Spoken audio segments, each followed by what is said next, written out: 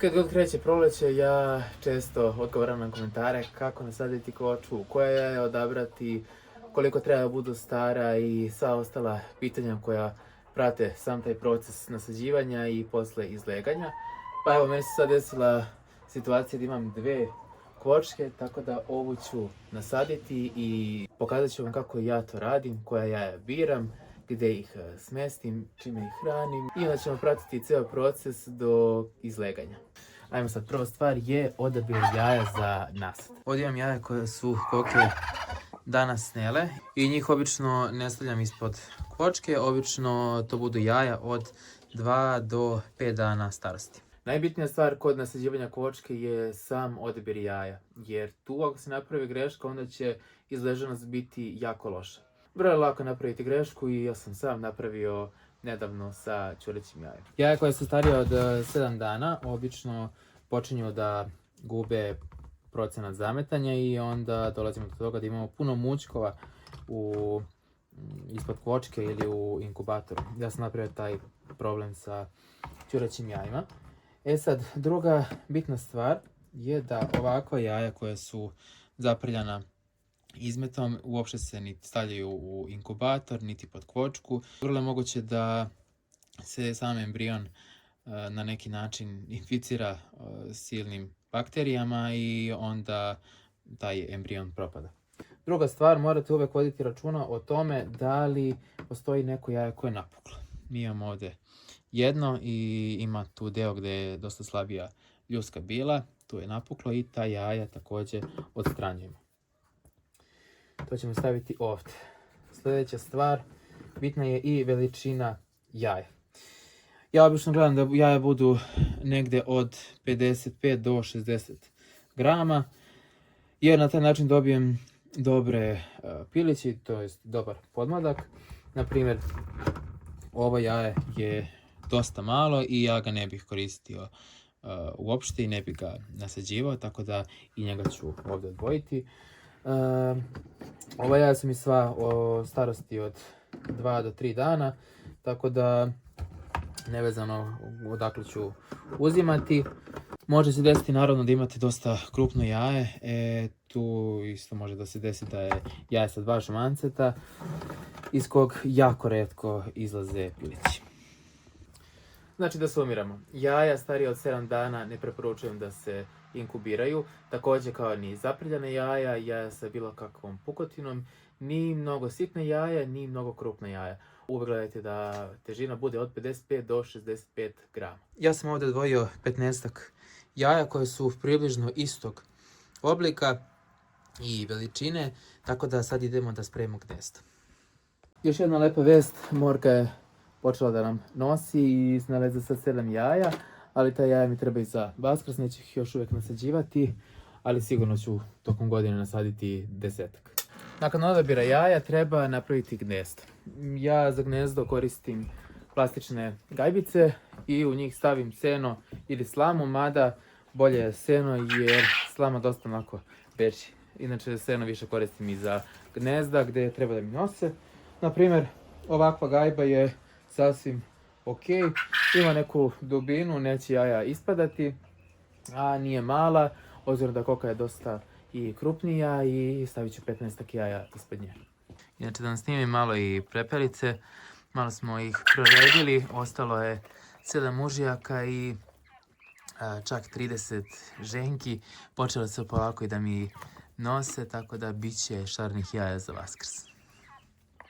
Kao što rekao, stavit ću joj seno i toga imam ovdje ovog sena koje dajem ovcama i kozama, a boga mi vetar duva dosta napolju pa moram malo da požurim jer nisam se baš adekvatno obukao. I kad pravite gnezdo morate voditi računa da vam seno ne bude previše vlažno i da nema buđi, da nije puno prašine, jer sve to može da utiče na period inkubacije. Također nemojte da štedite na senu, neka ga ima.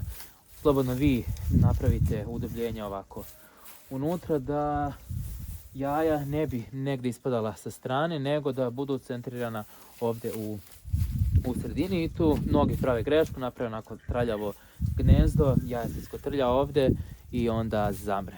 mislim da je to. Gnezdo je napravljeno i sad idemo da ga stavimo tamo u onaj prostor gdje je ćurka.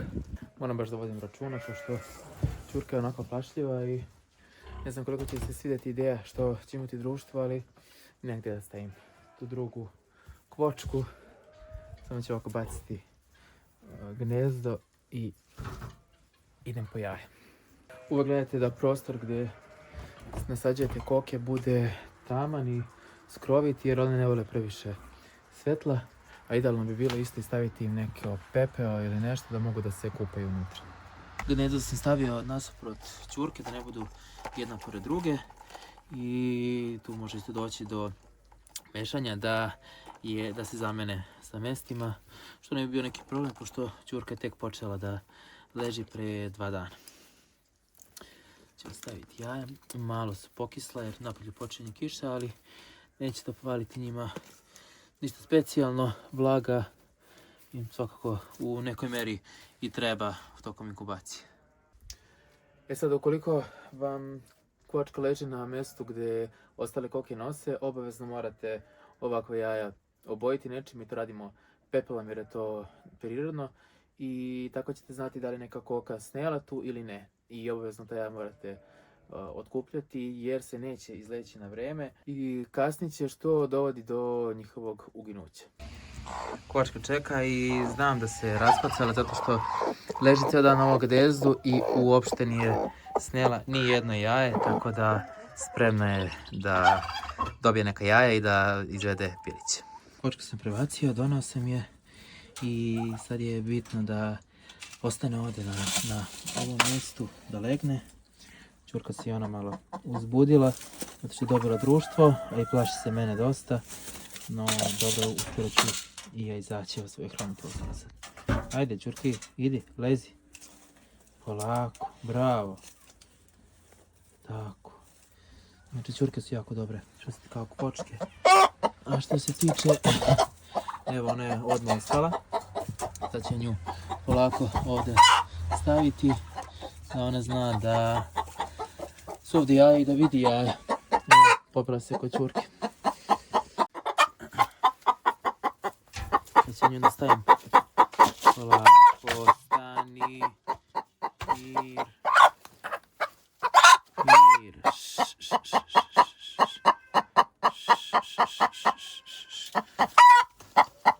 Skroz je ok da ih ovako malo pridržite i pritisnete, ne bi li osjetili jaja pod njima. Mir, šta je bilo? Ej, stani. Ja ću ih sad ostaviti ovdje zajedno i kasnije ću ih obići. Ćurka je sad na svom mjestu i kokoška je tamo u gnezdu, pa trebalo bi da se smiri i da legne uskoro. Kažem, večera ću provjeriti samo da se ne zamene sa mjestima ili da ćurka ne bože ne ustane, pošto su već počeli da se pilići zameću kod nje. Mislim da su se svi zametnuli, svih 17 komada.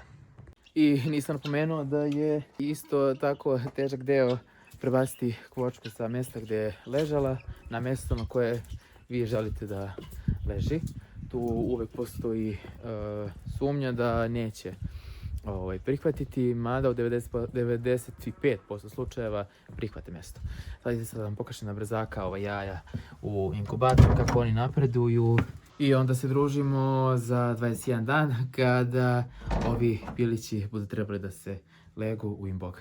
Neka ja sam od ćurke prebacio ovdje jer sam mi bila diskutabilna da li su uopšte plodna.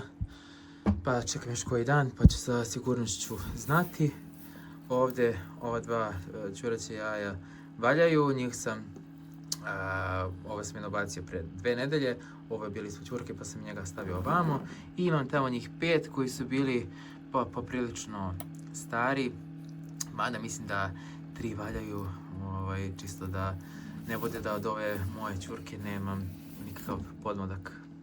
Ali dobra stvar je u tome što ima već jednog prijatelja koji mi je obećao ćureće jaja, on ima isto bronzane ćurke, tako da od njega ću uzeti jaje, nasaditi kvočku i nadati se da će i to proći kako treba. Ostanite uz kanal, pratite me, Očekujte update za nekih 2 nedelje kad bude trebalo da se lampiraju jaja i onda za 3 nedelje izleganje. Vidimo se i veliki pozdrav!